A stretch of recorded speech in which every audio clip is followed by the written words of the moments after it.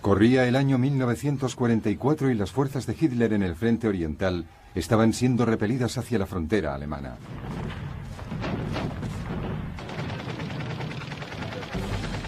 Pero Alemania no sabía aún que estaba a punto de enfrentarse a una nueva amenaza.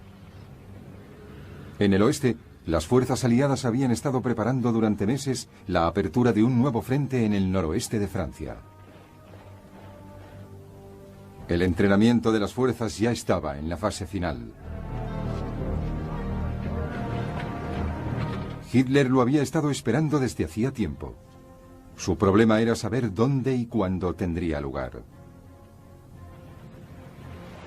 El escenario estaba a punto para uno de los mayores acontecimientos de la Segunda Guerra Mundial, el Día D, el desembarco aliado a lo largo de la costa francesa de Normandía.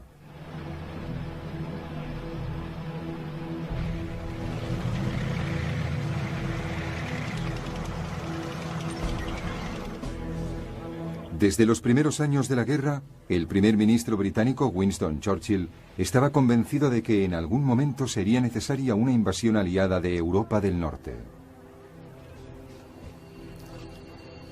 La única cuestión era cuándo, dónde y cómo. Para probar el desembarco, las fuerzas británicas ya habían realizado una serie de operaciones de entrenamiento.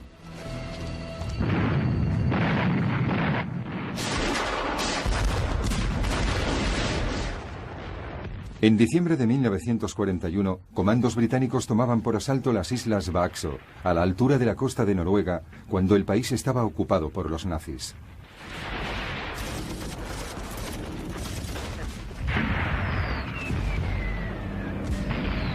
Se trataba de un intento de explorar las defensas alemanas y de retener a las tropas de Hitler en el norte.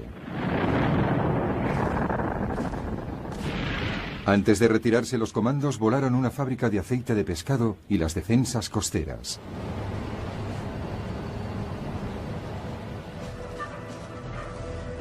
Ocho meses después, tropas canadienses y británicas fueron enviadas para llevar a cabo un asalto aún más ambicioso al puerto francés de Dieppe.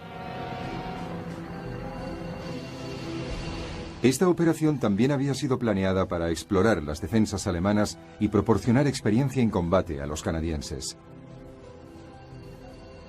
Pero la operación resultó ser un desastre para los aliados.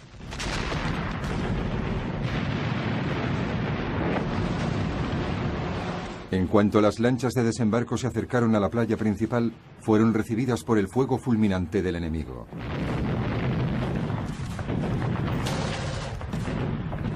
Las tropas que consiguieron llegar a la orilla fueron inmovilizadas nada más desembarcar. Detrás de estas, los tanques de apoyo se quedaron atascados en la playa de Guijarros.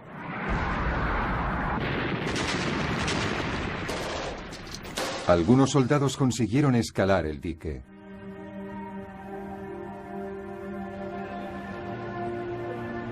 Más de 3.000 soldados aliados murieron o fueron hechos prisioneros. Gran Bretaña había aprendido una lección importante: no intentar jamás un asalto directo a un puerto ocupado por los alemanes.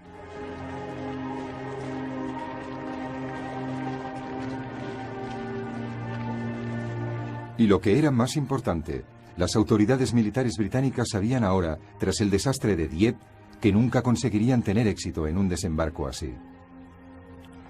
Churchill se dio cuenta de que cualquier invasión de Europa occidental requeriría de una cuidadosa planificación y del apoyo de Estados Unidos. En una conferencia de los aliados en Washington, en abril de 1943, Churchill y el presidente de Estados Unidos, Franklin Roosevelt, fijaron finalmente una fecha.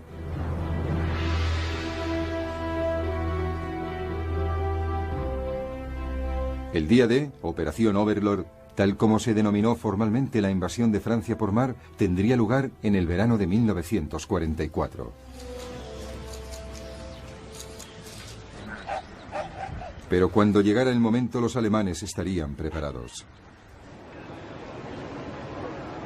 Desde el invierno de 1941 habían estado construyendo el Muro del Atlántico. Se trataba de una serie imponente de fortificaciones construidas a lo largo de la costa europea, desde Dinamarca hasta la frontera española. Los emplazamientos de los cañones estaban situados en las posibles ubicaciones de desembarco. Las playas habían sido minadas y cubiertas con alambradas de espino. Se habían construido numerosos obstáculos en lugares estratégicos con objeto de bloquear las lanchas de desembarco. Hitler se había jactado diciendo: «Soy el mayor constructor de fortificaciones de todos los tiempos».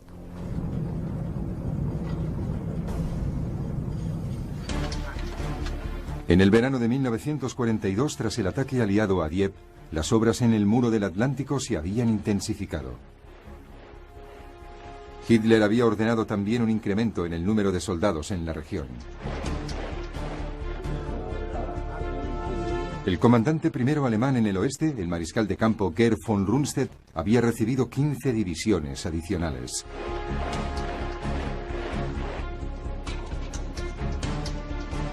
Pero la costa occidental de Europa se extendía a lo largo de unos 3.200 kilómetros.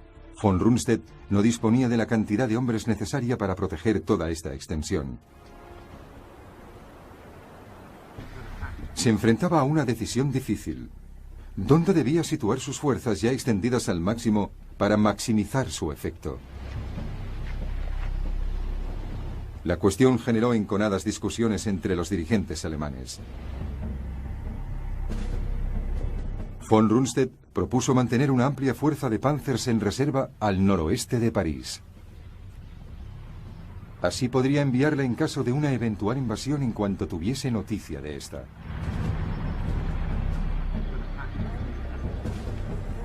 Pero el enormemente respetado mariscal de campo Erwin Rommel, comandante de las tropas que cubrían el sector que se extendía desde Holanda a lo largo de la costa francesa hasta el Loira, tenía otro punto de vista.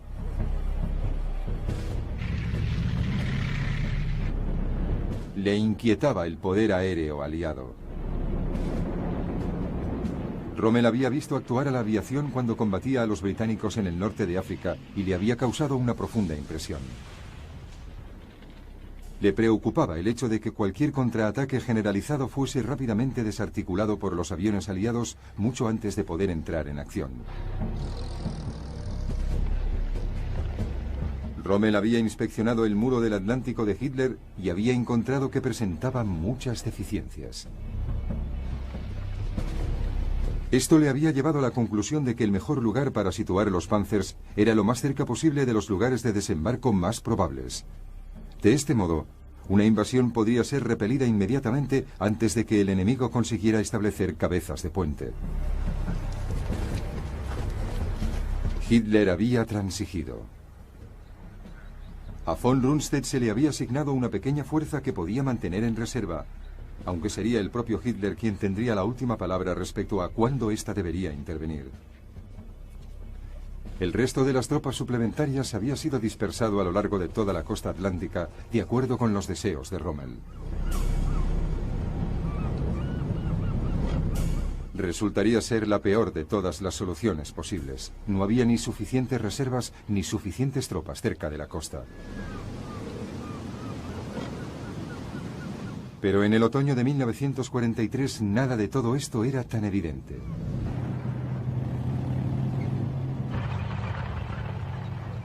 En Gran Bretaña, los estrategas aliados estaban intentando resolver por su parte el problema de la ubicación, es decir, ¿cuál sería el mejor lugar para desembarcar?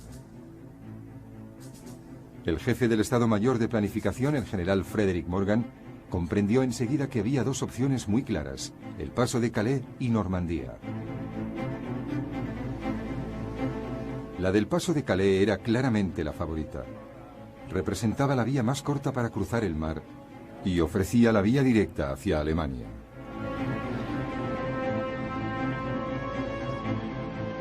Pero también era la ruta más obvia, y Morgan estaba seguro de que los alemanes estarían esperando allí. Así pues, decidió cogerlos con el pie cambiado y desembarcaría en Normandía. Era el comienzo de una empresa enorme y arriesgada de la que iba a depender la suerte de centenares de miles de soldados.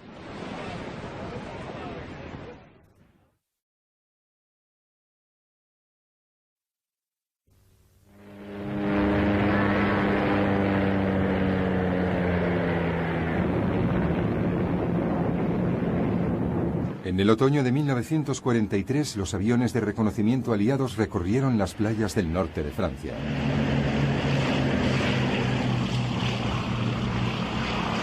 Formaban parte de una operación para planificar la invasión y debían trazar un mapa exhaustivo de la costa. Las fortificaciones del muro atlántico eran vigiladas por la resistencia francesa. Equipos reducidos de aliados se deslizaron hasta la orilla por la noche para recoger muestras con objeto de verificar si se podrían desembarcar vehículos blindados. En la historia de la guerra, jamás una costa había sido reconocida con tanto detalle. Pronto se vio claramente que el desembarco requeriría algún tipo de instalación portuaria. Pero la desastrosa operación de Dieppe en 1942 había demostrado que un asalto directo a un puerto ya ocupado por los alemanes era demasiado peligroso.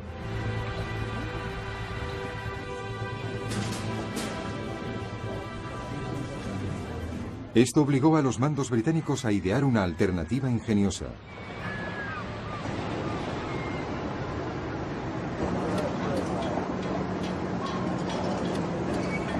En Gran Bretaña se construirían unas cajas de cemento huecas de proporciones gigantescas que más tarde podrían ser remolcadas hasta la costa francesa. Una vez allí serían hundidas en el mar con objeto de formar un puerto artificial. Se las conocía por su nombre en clave, las Mulberries.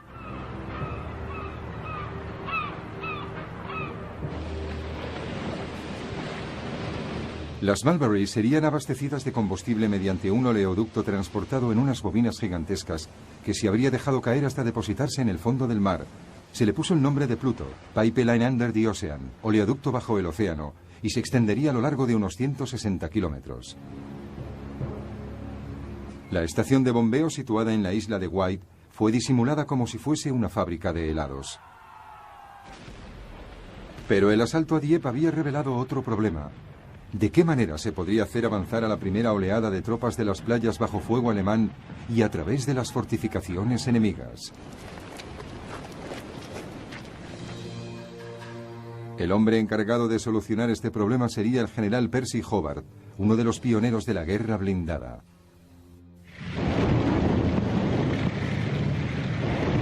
Hobart ideó una serie de dispositivos ingeniosos que los soldados llamaban funnies o bichos raros. Incluían máquinas tan extraordinarias como tanques flotantes con lanzallamas,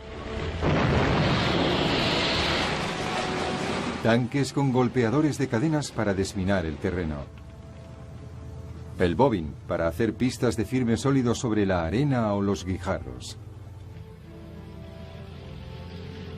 una rampa blindada para trepar por las paredes de la playa,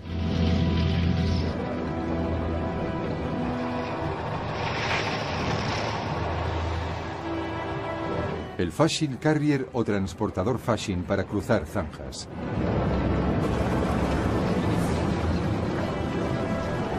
y el tanque puente para superar obstáculos mayores.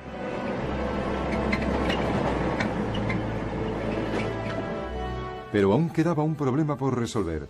¿Cómo evitar que los alemanes enviasen precipitadamente cantidades abrumadoras de refuerzos antes de que los aliados hubiesen establecido una posición? La respuesta consistía en mantener hasta el último instante la duda respecto al punto exacto donde tendría lugar la invasión. Se trataba de la llamada Operación Bodyguard y era una enorme y compleja campaña de engaño.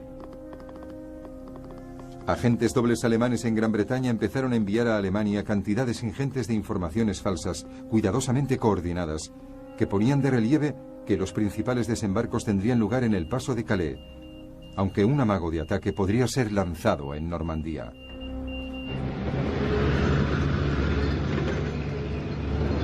Para enredar aún más las cosas, los militares aliados crearon una unidad ficticia del ejército, el llamado Free US Army Group, o FUSAR, el primer grupo del ejército de Estados Unidos. Este grupo estaba estacionado en Caen, exactamente enfrente del paso de Calais, de manera muy evidente. El hombre al cargo de esta unidad era el general norteamericano George Patton, que había sido retirado de las operaciones en Sicilia después de abofetear a soldados traumatizados por la guerra.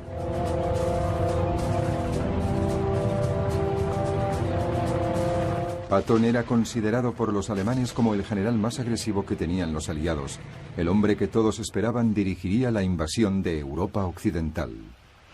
Basher 5-2, this is Basher 1-1 on Alpha. Las transmisiones de radio imitaron la comunicación radiotelegráfica de un ejército. Para despistar a los aviones de reconocimiento de la Luftwaffe que alcanzaban Gran Bretaña, los campos de Kent se llenaron de tanques hinchables y el terreno fue surcado con marcas de huellas cuidadosamente falseadas.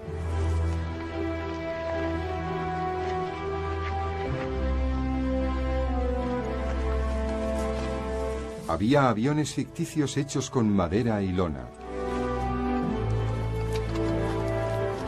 En los puertos situados a lo largo de la costa de Kent se colocaron lanchas de desembarco falsas.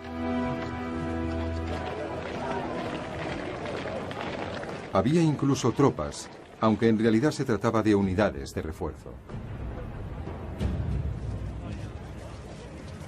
A finales de 1943, los aliados designaron al general estadounidense Dwight Eisenhower como comandante supremo aliado para la invasión de Europa.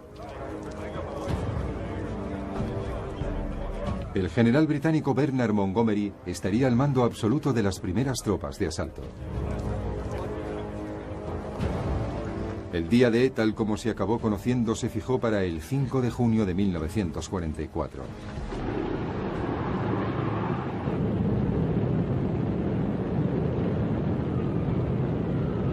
Dos meses antes del desembarco, Eisenhower lanzó una cuidadosa ofensiva aérea para desbaratar las comunicaciones y las líneas de abastecimiento alemanas de la costa.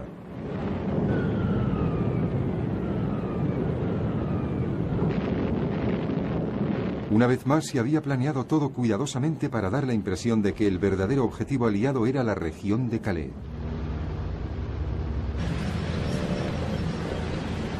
A medida que la fecha de la invasión se acercaba, el número de soldados aliados superó los 2 millones. Serían apoyados por más de 3.000 tanques y más de 12.000 aviones.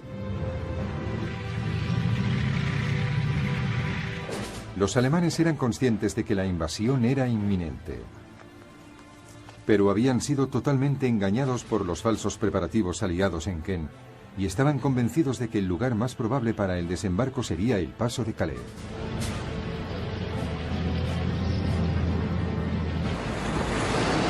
Todo parecía estar bajo control para los aliados. Las tropas recibieron las últimas instrucciones. Pero el tiempo que hasta entonces había sido cálido y soleado se volvió en su contra. La lluvia empezó a caer con fuerza. En el Canal de la Mancha el tiempo era borrascoso y había muy poca visibilidad.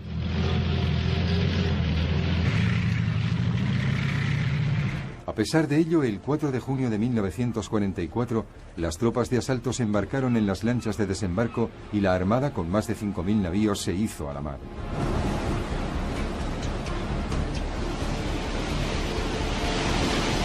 Seguía lloviendo con tanta fuerza que aquel mismo día se decidió posponer la invasión. Los barcos volvieron a puerto y las tropas de asalto se tuvieron que enfrentar a una tensa espera que ponía los nervios a prueba.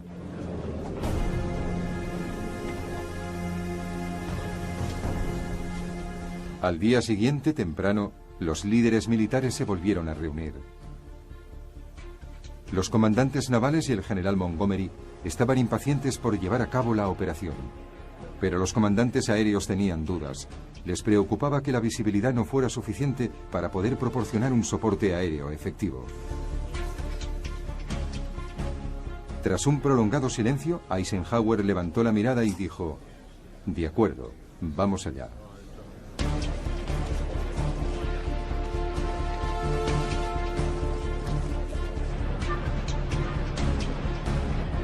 La operación Overlord, la mayor invasión por mar jamás vista, estaba a punto de comenzar. El día D había llegado.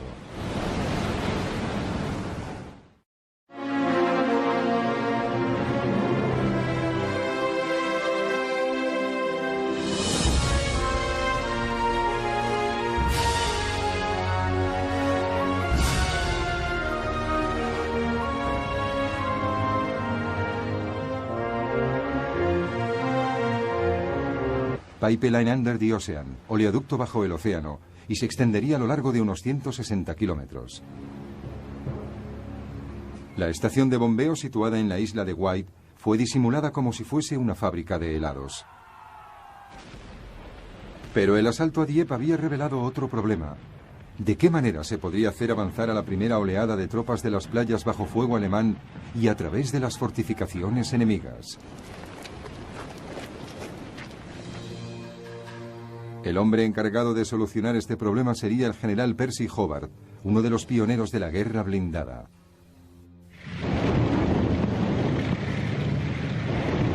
Hobart ideó una serie de dispositivos ingeniosos que los soldados llamaban funnies o bichos raros. Incluían máquinas tan extraordinarias como tanques flotantes con lanzallamas,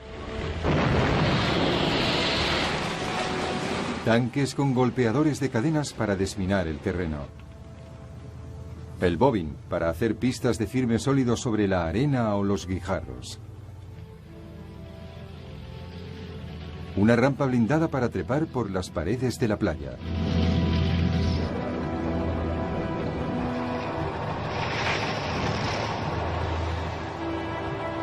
el Fasching Carrier o transportador Fasching para cruzar zanjas,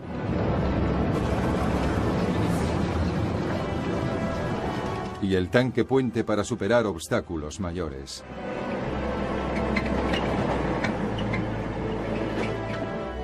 Pero aún quedaba un problema por resolver.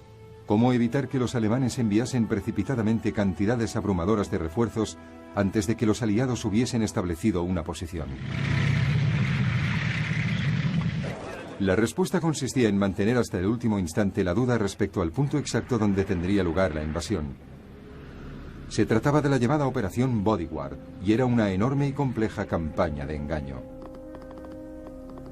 Agentes dobles alemanes en Gran Bretaña empezaron a enviar a Alemania cantidades ingentes de informaciones falsas, cuidadosamente coordinadas, que ponían de relieve que los principales desembarcos tendrían lugar en el paso de Calais, aunque un amago de ataque podría ser lanzado en Normandía.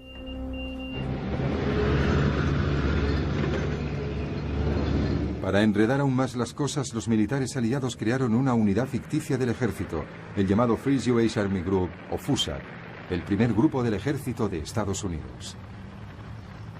Este grupo estaba estacionado en Caen, exactamente enfrente del paso de Calais, de manera muy evidente.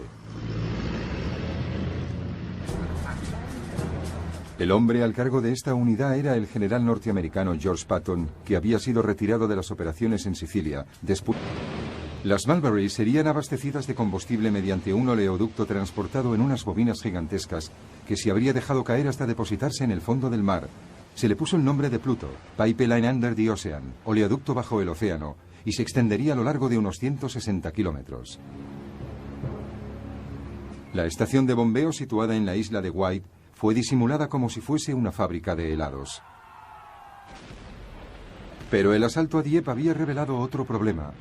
¿De qué manera se podría hacer avanzar a la primera oleada de tropas de las playas bajo fuego alemán y a través de las fortificaciones enemigas? El hombre encargado de solucionar este problema sería el general Percy Hobart, uno de los pioneros de la guerra blindada.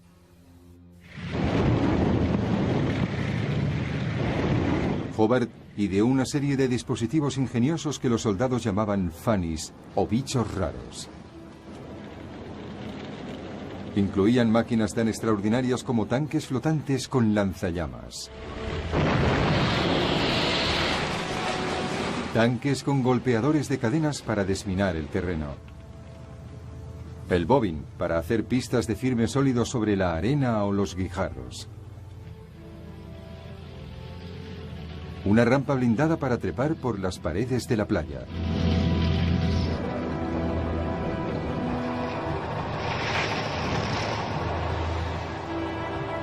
el Fasching Carrier o transportador Fasching para cruzar zanjas,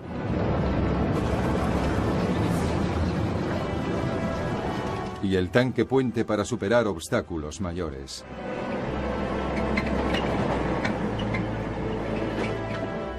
Pero aún quedaba un problema por resolver.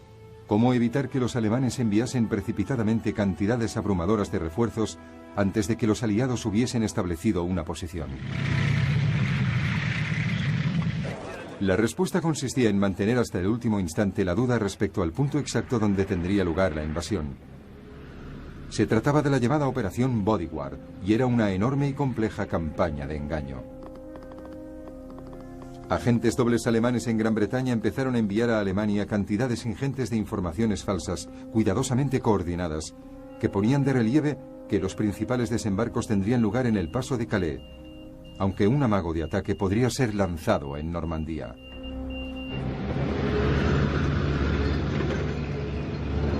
Para enredar aún más las cosas, los militares aliados crearon una unidad ficticia del ejército, el llamado Free Jewish Army Group, o FUSAG, el primer grupo del ejército de Estados Unidos. Este grupo estaba estacionado en Caen, exactamente enfrente del paso de Calais, de manera muy evidente. Churchill y el presidente de Estados Unidos, Franklin Roosevelt, fijaron finalmente una fecha.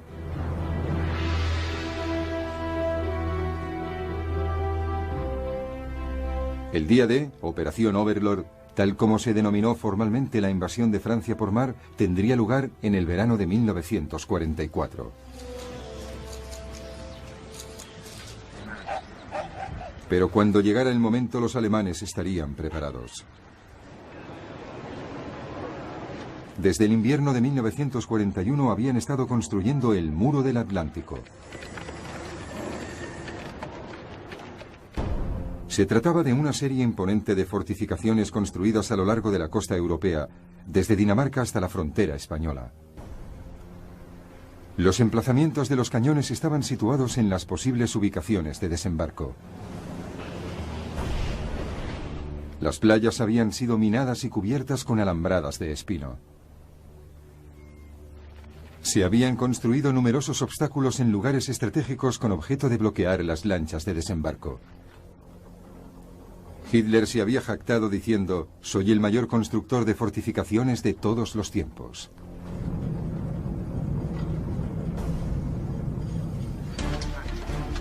En el verano de 1942, tras el ataque aliado a Dieppe, las obras en el Muro del Atlántico se habían intensificado. Hitler había ordenado también un incremento en el número de soldados en la región.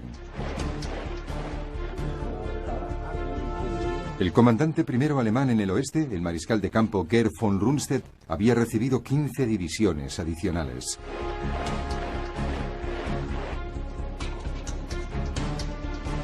Pero la costa occidental de Europa se extendía a lo largo de unos 3.200 kilómetros. Von Rundstedt no disponía de la cantidad de hombres necesaria para proteger toda esta extensión. Se enfrentaba a una decisión difícil. ¿Dónde debía situar sus fuerzas ya extendidas al máximo para maximizar su efecto?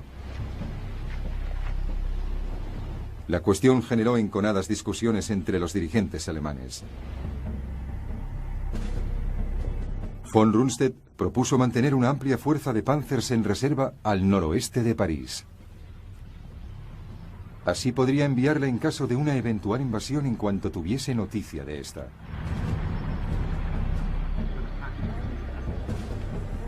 Pero el enormemente respetado mariscal de campo Erwin Rommel, comandante de las tropas que cubrían el sector que se extendía desde Holanda a lo largo de la costa francesa hasta el Loira, tenía otro punto de vista.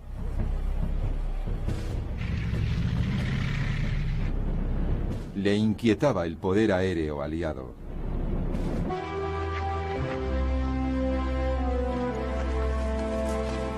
Había aviones ficticios hechos con madera y lona. En los puertos situados a lo largo de la costa de Caen se colocaron lanchas de desembarco falsas. Había incluso tropas, aunque en realidad se trataba de unidades de refuerzo. A finales de 1943, los aliados designaron al general estadounidense Dwight Eisenhower como comandante supremo aliado para la invasión de Europa. El general británico Bernard Montgomery estaría al mando absoluto de las primeras tropas de asalto. El día D, tal como se acabó conociendo, se fijó para el 5 de junio de 1944.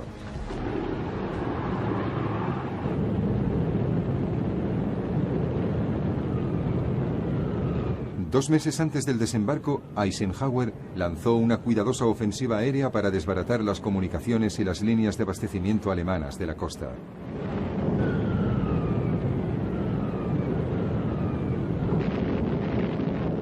Una vez más se había planeado todo cuidadosamente para dar la impresión de que el verdadero objetivo aliado era la región de Calais.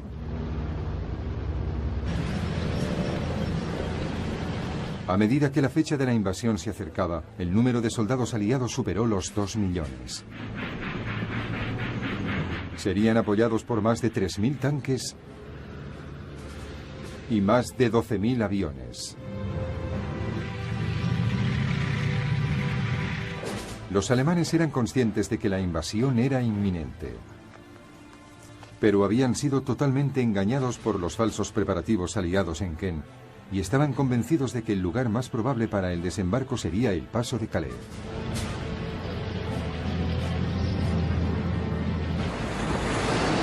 Todo parecía estar bajo control para los aliados.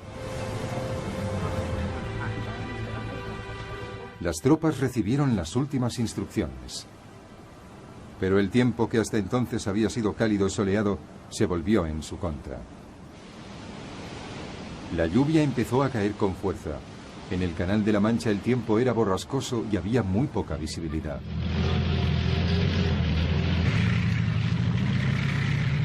A pesar de ello, el 4 de junio de 1944, las tropas de asalto se embarcaron en las lanchas de desembarco y la armada, con más de 5.000 navíos, se hizo a la mar.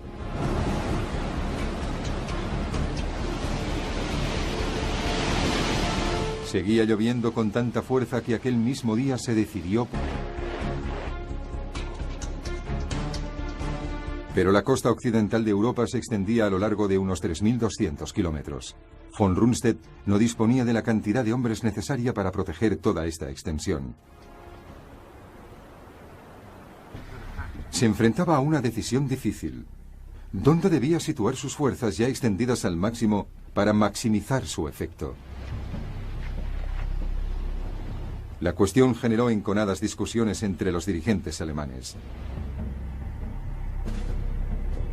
Von Rundstedt propuso mantener una amplia fuerza de Panzers en reserva al noroeste de París. Así podría enviarla en caso de una eventual invasión en cuanto tuviese noticia de esta.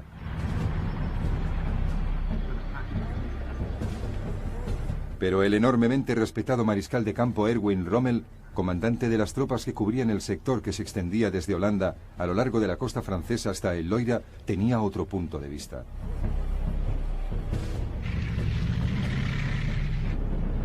Le inquietaba el poder aéreo aliado. Rommel había visto actuar a la aviación cuando combatía a los británicos en el norte de África y le había causado una profunda impresión. Le preocupaba el hecho de que cualquier contraataque generalizado fuese rápidamente desarticulado por los aviones aliados mucho antes de poder entrar en acción. Rommel había inspeccionado el muro del Atlántico de Hitler y había encontrado que presentaba muchas deficiencias. Esto le había llevado a la conclusión de que el mejor lugar para situar los Panzers era lo más cerca posible de los lugares de desembarco más probables. De este modo, una invasión podría ser repelida inmediatamente antes de que el enemigo consiguiera establecer cabezas de puente. Hitler había transigido. A von Rundstedt se le había asignado una pequeña fuerza que podía mantener en reserva, aunque sería el propio Hitler quien tendría la última palabra respecto a cuándo ésta debería intervenir. El resto de las tropas suplementarias había sido dispersado a lo largo de toda la costa atlántica, de acuerdo con los deseos de Rommel. Resultaría ser la peor de todas las soluciones posibles. No había ni suficientes reservas ni suficientes tropas cerca de la costa. Pero en el otoño de 1943 nada de todo esto era tan evidente.